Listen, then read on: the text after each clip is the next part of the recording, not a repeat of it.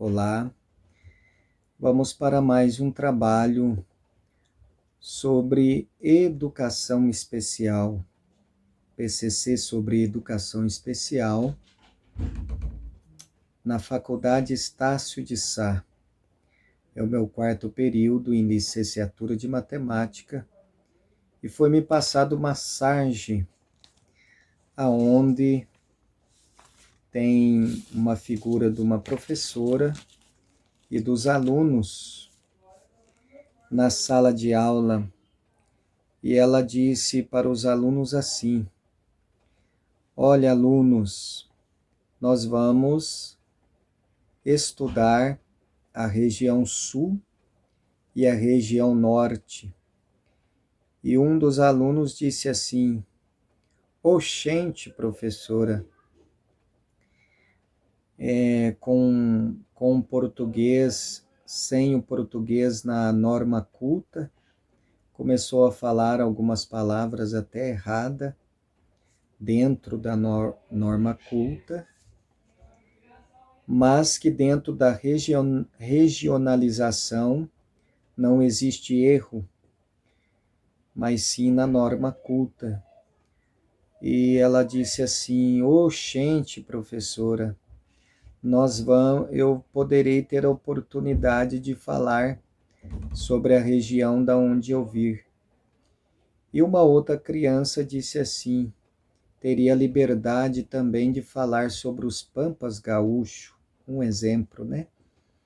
E a professora disse assim: não, afirmou ela, não podemos perder tempo com essas bobagens aí, e vocês falando tudo errado desse jeito.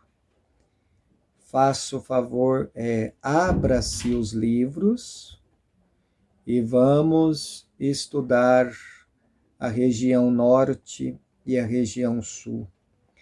E depois aparece mais para baixo, num quadro, um diretor sentado na sua cadeira, na sua mesa, falando com alguns animais, dizendo: eu percebi que ali entre os animais tinha um elefante, tinha um peixe no aquário, tinha um macaco. E ele dizia assim: olha, é ordenado para vocês escalar aquela árvore ali.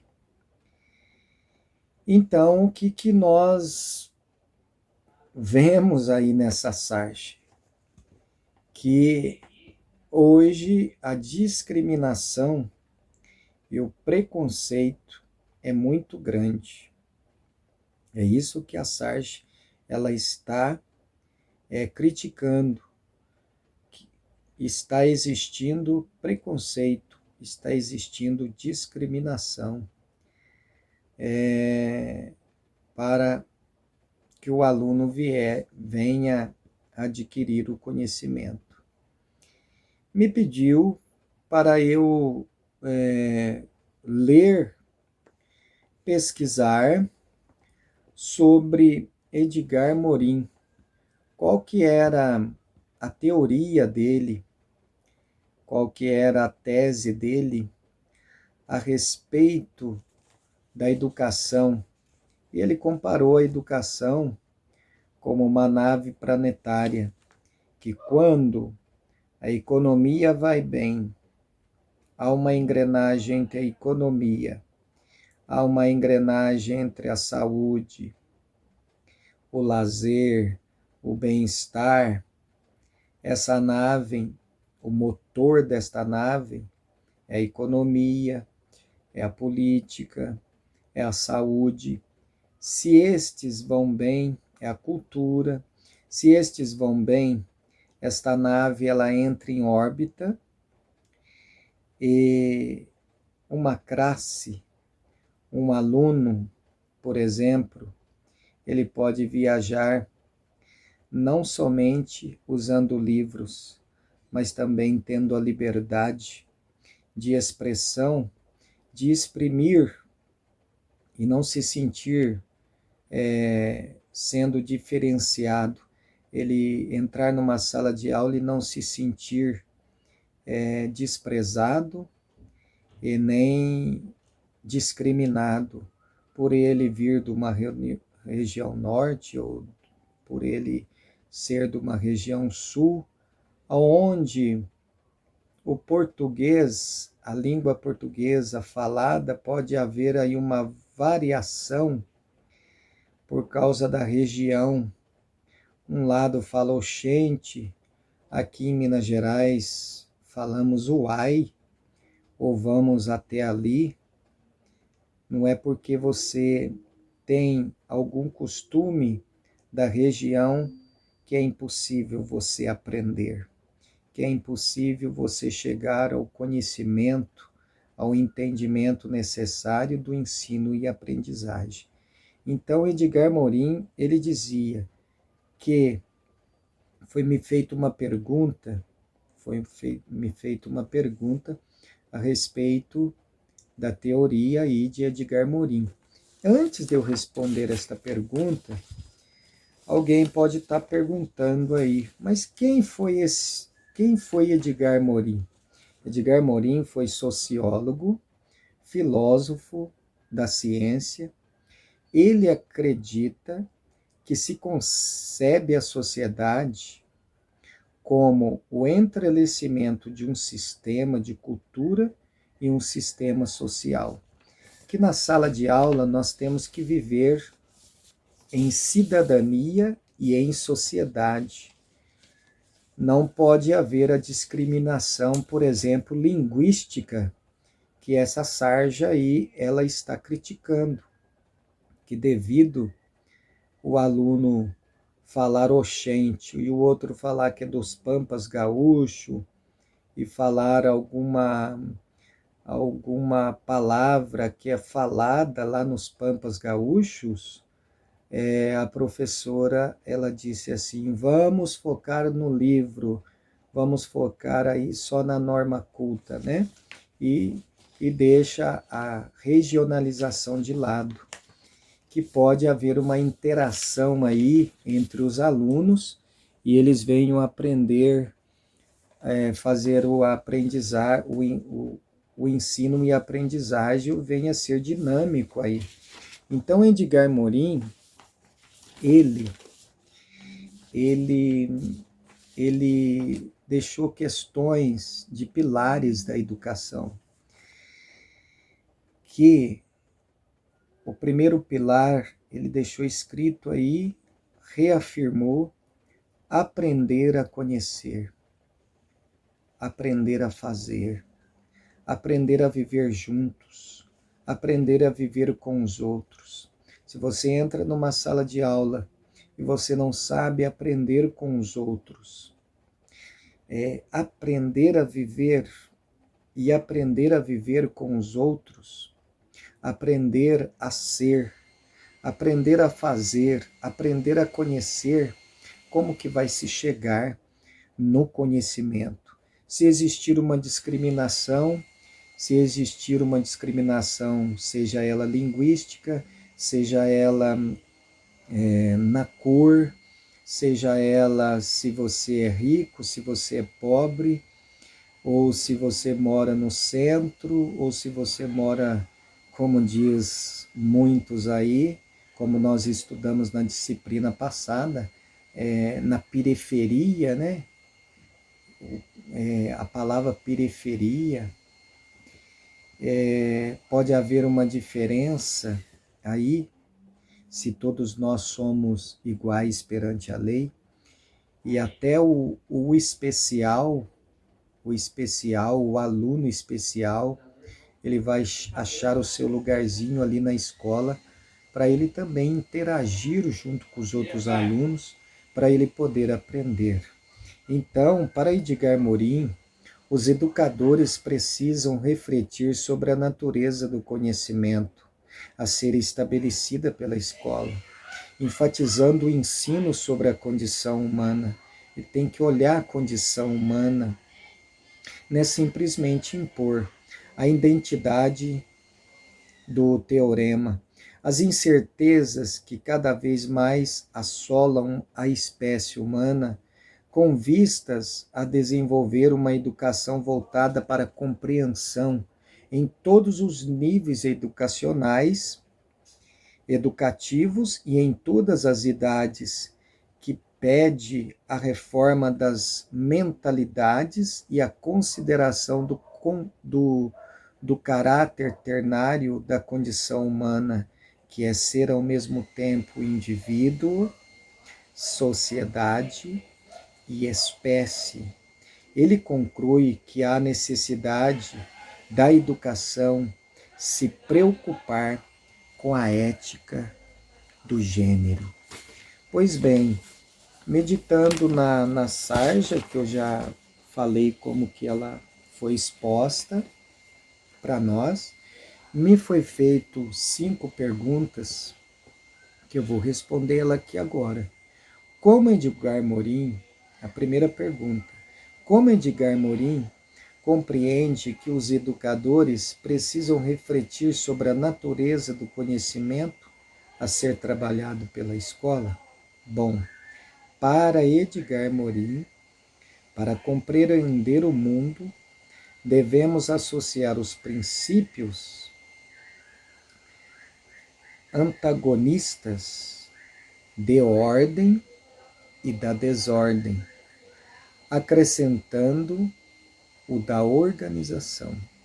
Morin se opõe à complexidade organizada, à ideia de complexidade desorganizada vem do segundo princípio do termo dinâmica e suas consequências.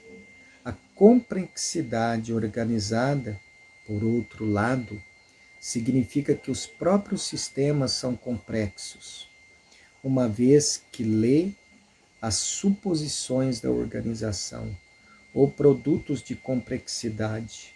Haverá uma relação entre a complexidade do desorganizado e a complexidade do organizado. Conceito de organização, sistema e complexidade. É isso que está acontecendo lá na sarja.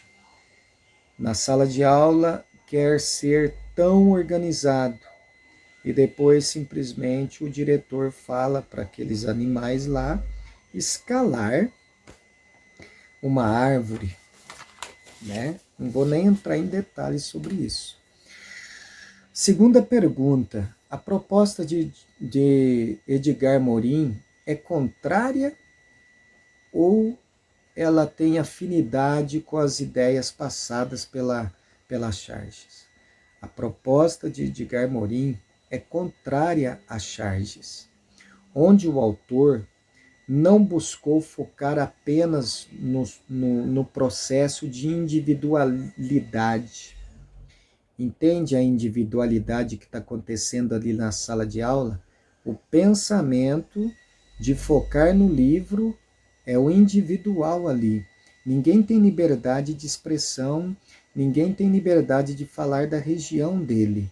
Ali não é um coletivismo, e sim um individualismo, que o próprio sistema ensina-se, passa-se para o professor o que ele tem que fazer na sala de aula e ele tem que cumprir. Então, o que ele critica, essa sarja critica, é que o sistema é que precisa ser renovado aí, ser revisto, tem que haver um coletivismo, uma metodologia ativa, a interação entre alunos, entre professores e assim por diante. Edgar Morin disse que existem 7 saberes fundamentais, segundo o autor temos. Estou respondendo a segunda ainda.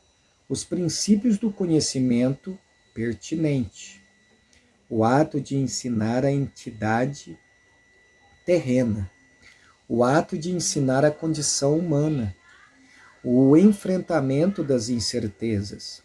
O ato de ensinar a compreensão, a ética do gênero humano. Por fim, Edgar Morin, o ensino tem como principal missão, a missão do ensino, a construção do conhecimento. E essa missão só vai ser adquirida se houver interação, se houver liberdade, se houver uma ruptura aí do individualismo para o coletivismo, para sem discriminação linguística e assim por diante, né? Sem racismo, sem diferenças, se chega à construção do conhecimento, que deve ocorrer de maneira linear, levando em consideração a multidisciplinaridade para uma educação adequada. Essa é a resposta da segunda pergunta. Já na terceira pergunta, foi-me passado esta pergunta. Ao longo da história da educação, a escola tem se preocupado com a ética do gênero humano? Eu já vou responder. Sim, sempre a escola se preocupou com a ética do gênero humano. Mas muitas vezes, em todas as gerações, em todas as épocas, a escola ou a educação, ela foi submissa à autoridade, aquele que tinha o poder, o detentor do poder.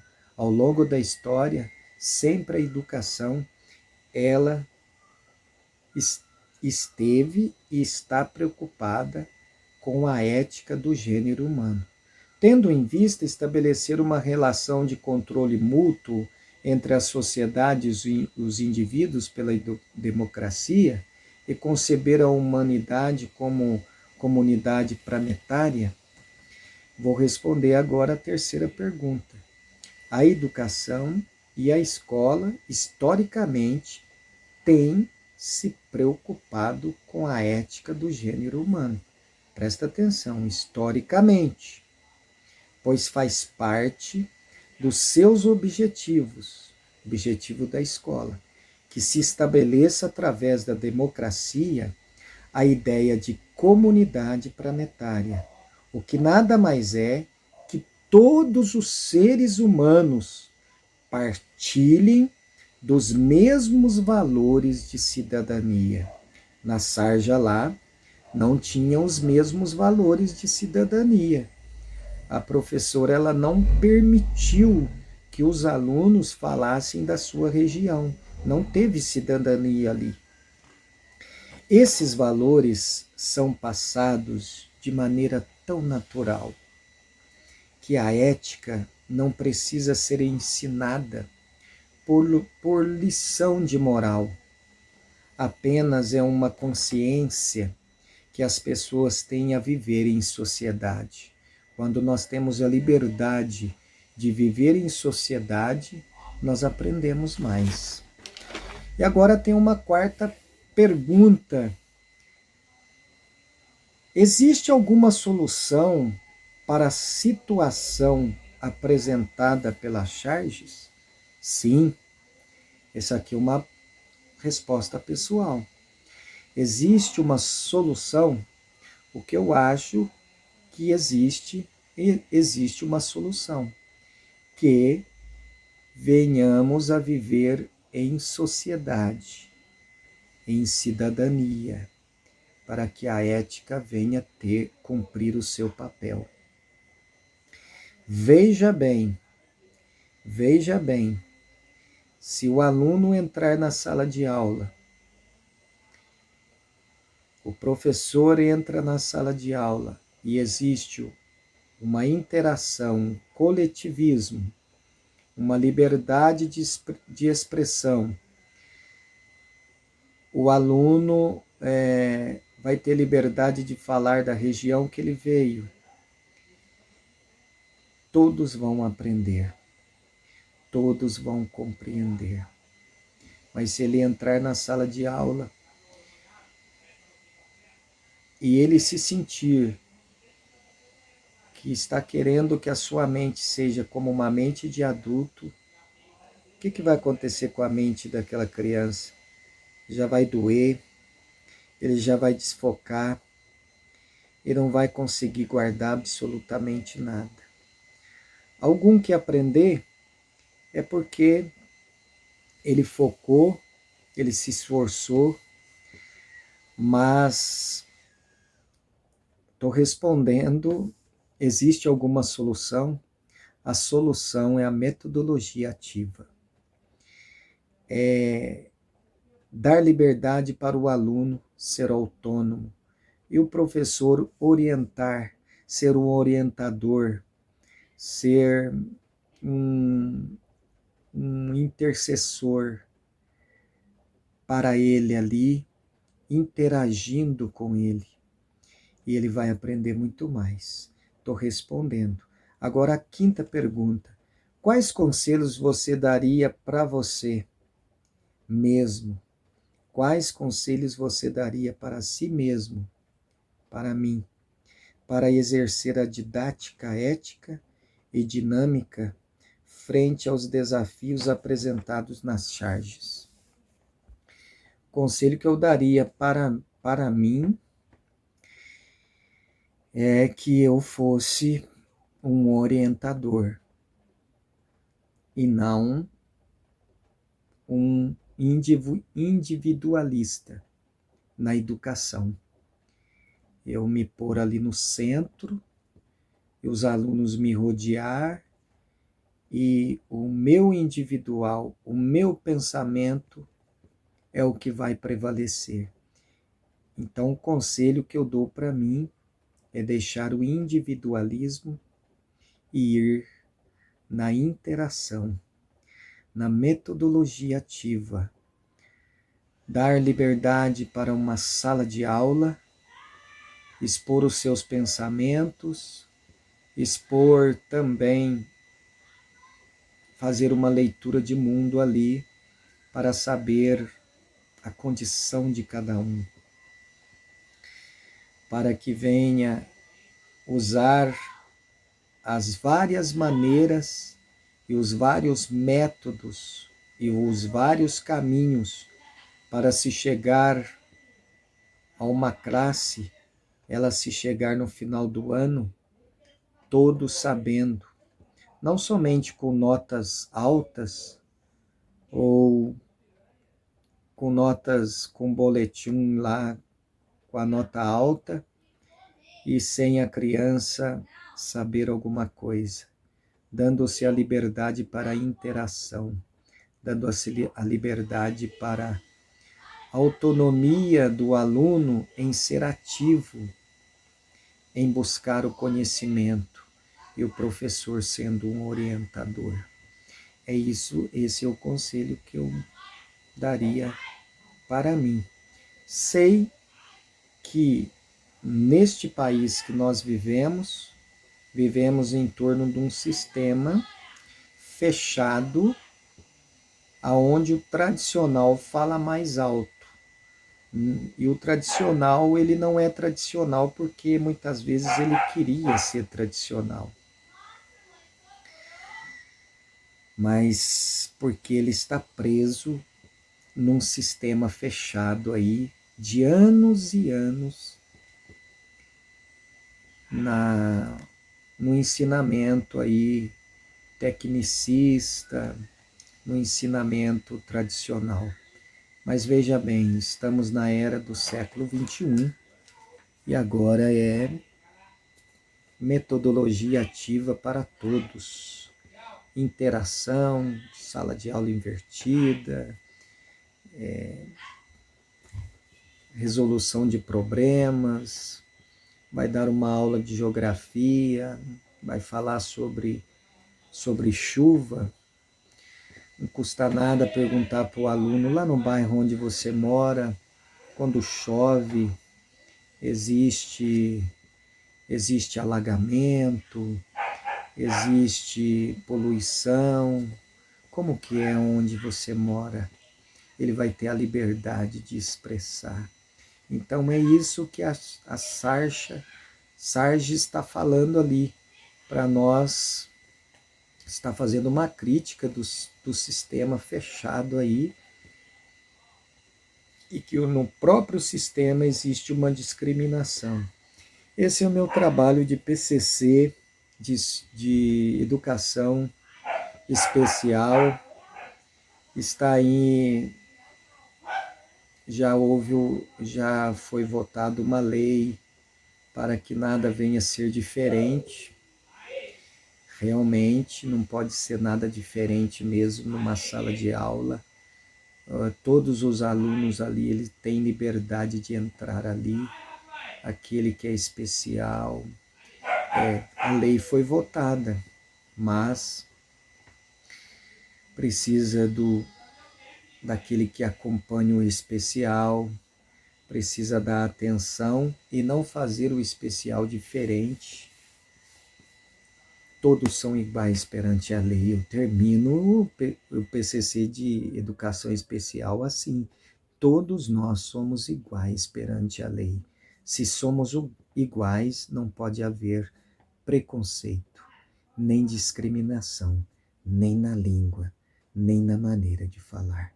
Este é o meu PCC de Educação Especial e até a próxima.